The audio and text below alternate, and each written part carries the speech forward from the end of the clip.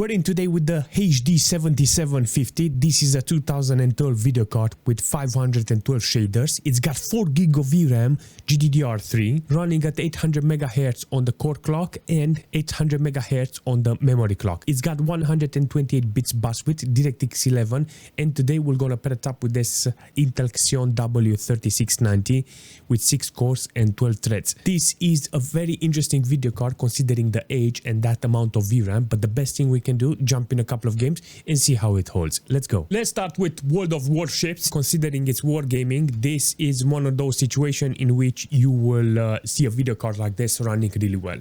I got 60 FPS with 1080p low details. Now, hear me out, because this is a fantastic performance from the video card, but the problem is this is a 720p video card.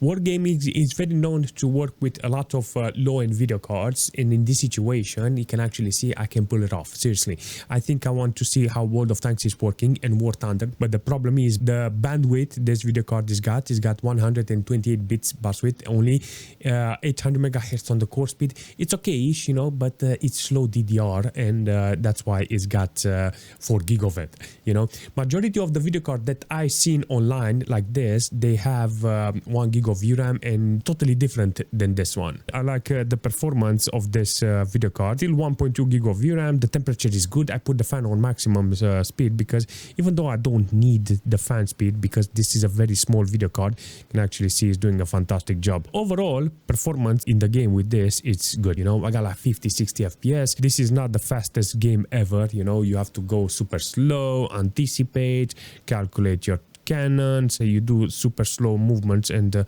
this is not a game that requires 300 FPS and 300 Hz. You know, I think this is the most awesome thing about it. I did the same thing with World of Tanks, and in this situation I put on 1080p with low details, because I left the details on medium details, and it was barely giving me 30 FPS, 30-40 FPS, and it's not okay. I put everything on low details, 1080p, and you can actually see the game is doing fantastic with this resolution and this quality. This is the setup that I can do with wargaming. This is actually a fantastic performance, because it's not stressing the video card, and a video card like this from 2012, I think it's very okay. It's working really nice with low quality, and it's benefiting from efficiency if you're interested on locking the FPS. If I put VSync, even though I don't need it because I got 71-75% load on the core, it's not maxing out. I think there is a problem on the CPU side with some threads in this case, because I got it says 3.6, but I use throttle stop, and in GPU-Z it showed me that it's on 4000 MHz. Let's jump into War Thunder and see how this video card is holding with this computer. This is an awesome performance this it's offering. I got like 51 FPS, 60 FPS. I don't know why it's like this, but regardless, I got 1080p with minimal details in this case, and you can actually see that the video card is struggling to put 60 FPS in some cases. In an ideal world, you get 100 FPS, but the moment you start playing around and go for the bushes, you'll notice that you will get less FPS. He's coming after me! Don't bomb me, don't bomb me. He's gonna kill me. Even though the video card is maxed out on this occasion, you can actually see it's holding pretty well in some cases with a lot of FPS, but all in all, I like it. Seriously, I like this performance this video card is offering. This is a very interesting performance that this video card is offering in Dota 2 with high details with 720p. This is the default resolution I will have in the future with this video card, because this is one of those situations in which the video card will run better. I'm interested to see more games with higher details, to see if I can feed up that amount of VRAM this video card has, and in order to do that I have to lower the resolution and put more details, and in this situation you can actually see that the video card is capable of delivering that FPS. Very interesting performance this video card is offering.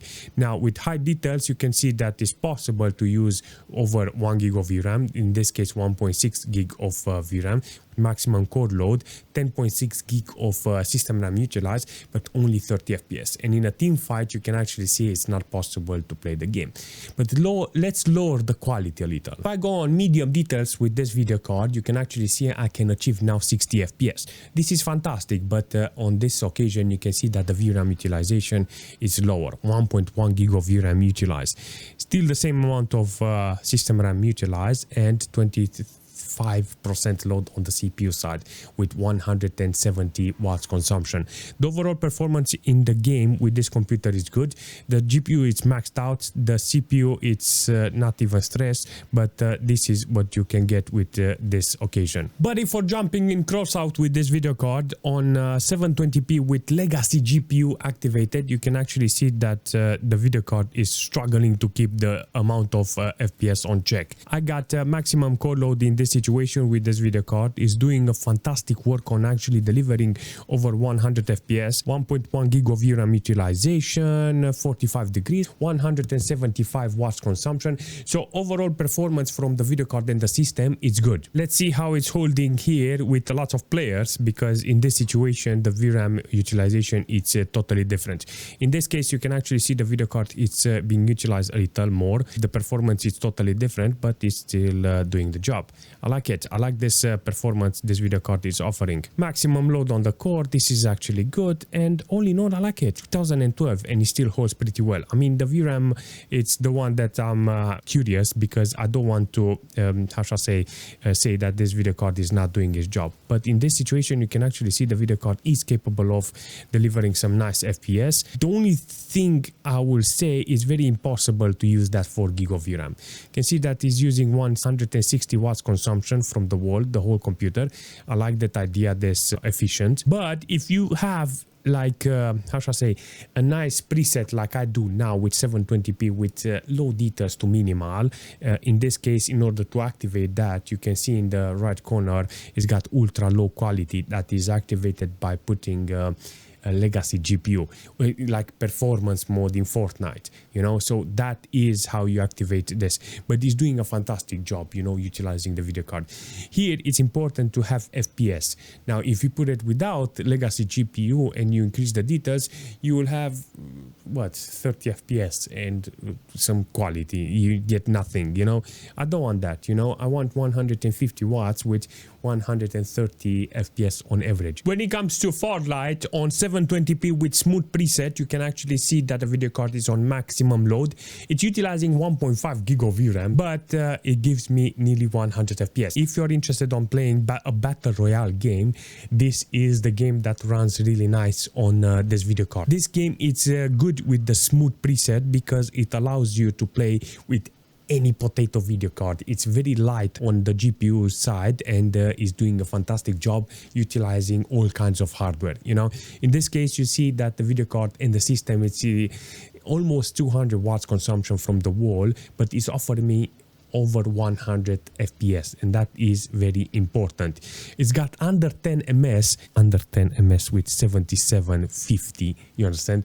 It's a fantastic performance this game is offering with this hardware.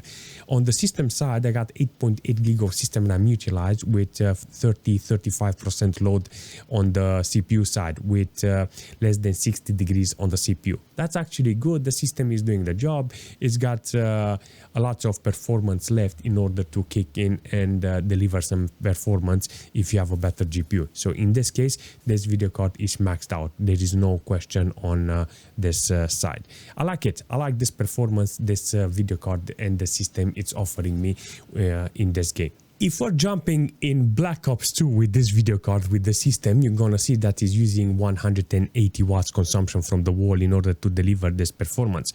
Look at this. It's got 99% load on the core of the video card, 700 megabytes of VRAM utilization. That's actually good from this computer. It's giving me a lot of FPS, 42 degrees on the video card. As the temperature is good, there's no problem. 100% fan speed because I want the video card cool, so there is no problem on should say, longevity, you know. I want to test this video card in a couple of more computers, and I don't want to have any surprises when it comes to, you know, lifespan, because it's not a new video card, you know, 2012, and I want this video card to hold a little longer. In this case, the system doesn't have any problems. I like the performance this computer is offering. 7.5 gig of system RAM utilized in this case, with less than 20% on the CPU, with 54 degrees on the CPU side.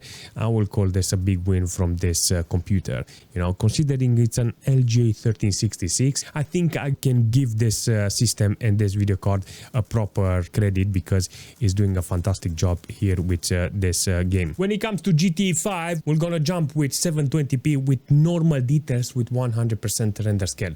You get to see this video card barely holding 60 FPS, but the moment I take a car and drive, I'm gonna see that is barely holding it. Seriously, doesn't matter. We're gonna see how much VRAM we can load on the video card. We got 4 gig of VRAM, but it's GDDR3. But in this occasion, we're gonna see how much we can do it. In this case, you can see that I managed to reach 1.5 gig of VRAM. This is actually good. I'm utilizing maybe 1.6 gig of VRAM, and then I can say that I managed to utilize the most amount of VRAM in GTA 5 with this video card. In this case, you can see that I managed to reach it, nearly 1.7 gig of VRAM utilization. That's actually good. 11 gig of system RAM used from this computer in order to deliver this performance. 41% load on the CPU, 2.4 gig of VRAM utilized. So if you're interested on playing GTA 5 with a video card like this, it's possible. This is the only game that manage your normal details to do. Maybe open world games are the one that are utilizing this video card properly. Maybe 3 gig. Come on, 3 gig of VRAM utilization. I'm going backwards. Why did I like it? Because it doesn't consume only PCI Express power. That's it. It takes the power from the PCI Express.